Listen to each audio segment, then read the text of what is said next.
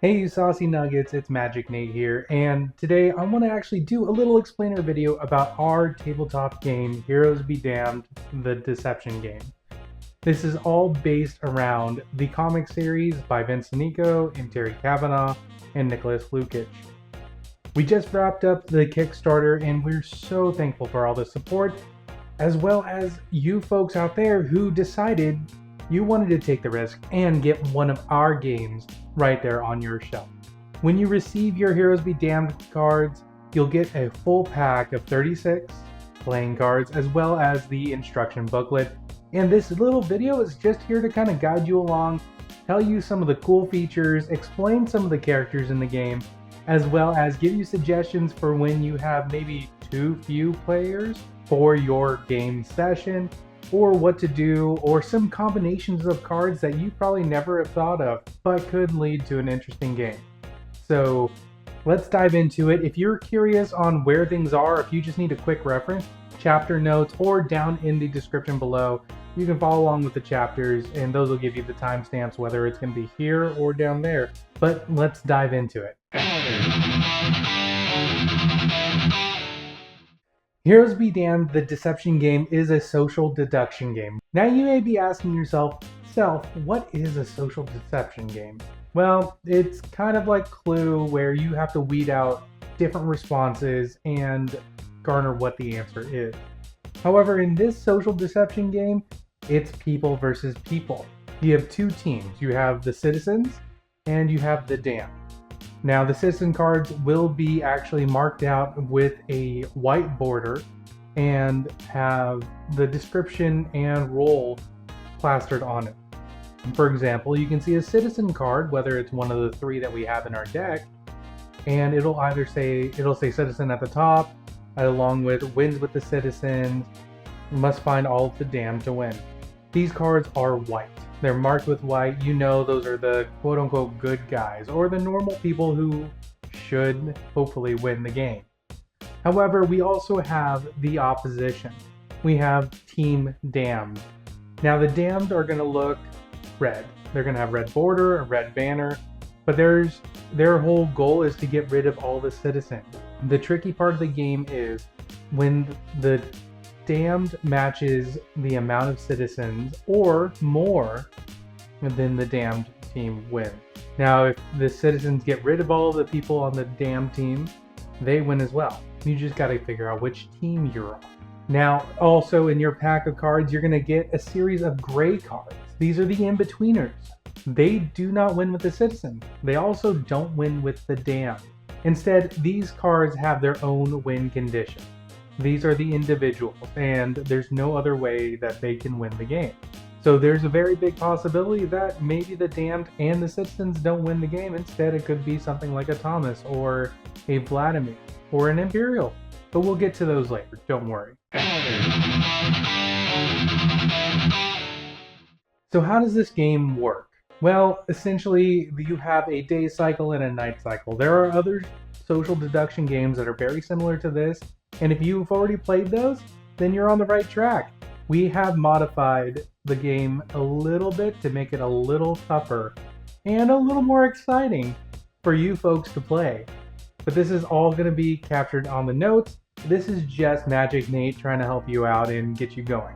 If you've never played a social deduction game before, no worries, I got you. The game is divided into the two cycles, day cycle and night cycle.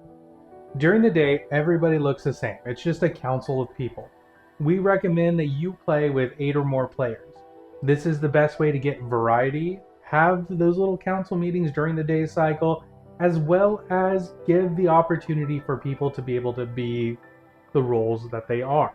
However, if you play with less than 8, like my friends and I have before, we have an option for you. During the day cycle, everybody gets to talk.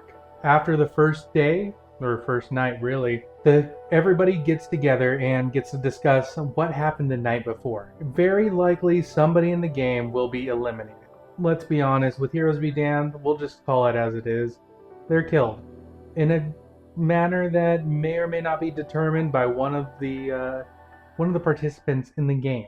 really what you need to look out for is the Lion 1 card. The Lion 1 card is the narrator.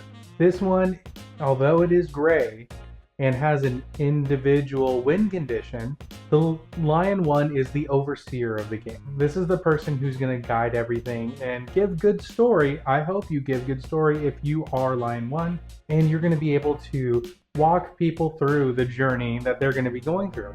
You also get to sit back, see who everybody's roles are as time goes on, and maybe feed into the chaos that should be ensuing.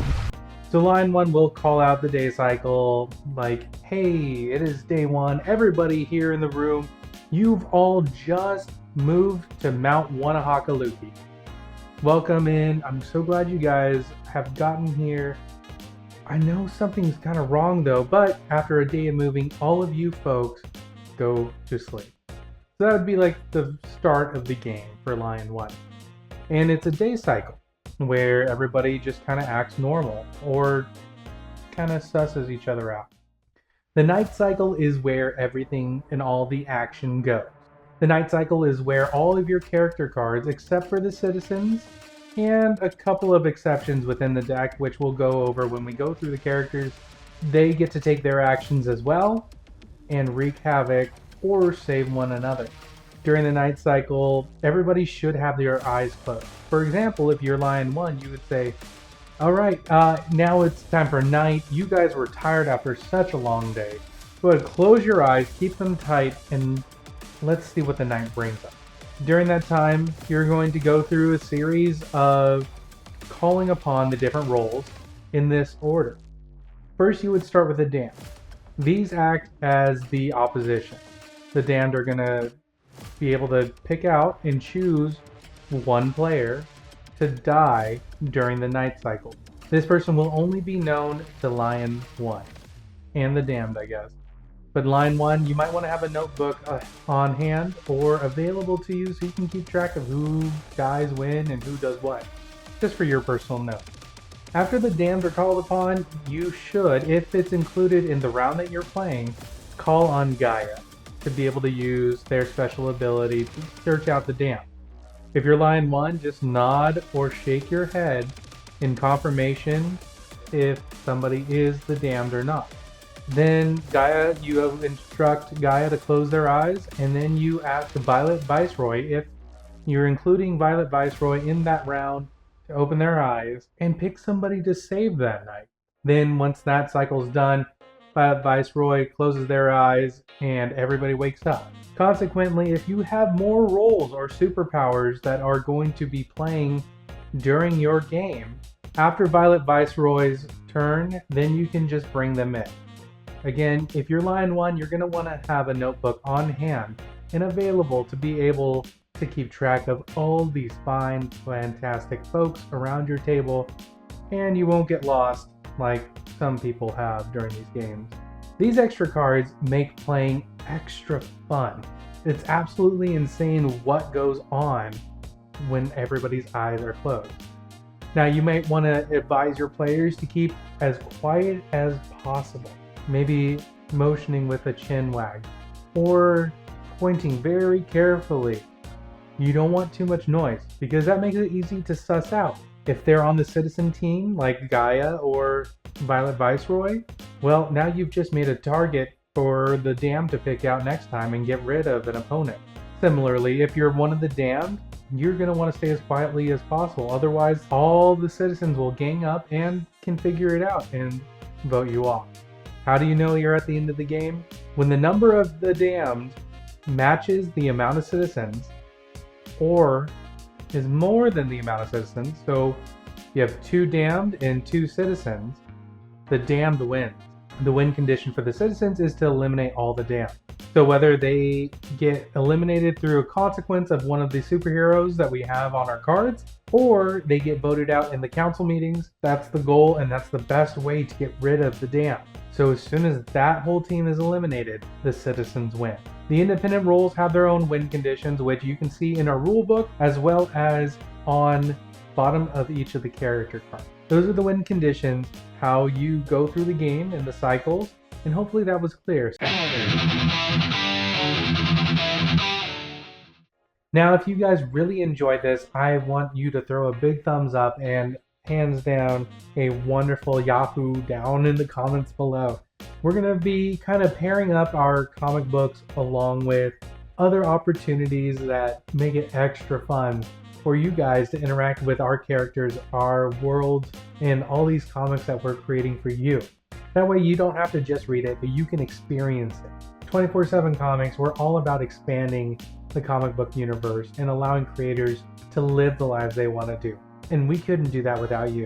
If you want to check out the rest of the things we have, or if you want a cool 24/7 Comics hat, much like your buddy Magic Nate has, go check out the 24/7 Comics web store, linked down below. And with that, thank you guys so much for watching. I hope you have a great day, and go cause some chaos. I'll see you later.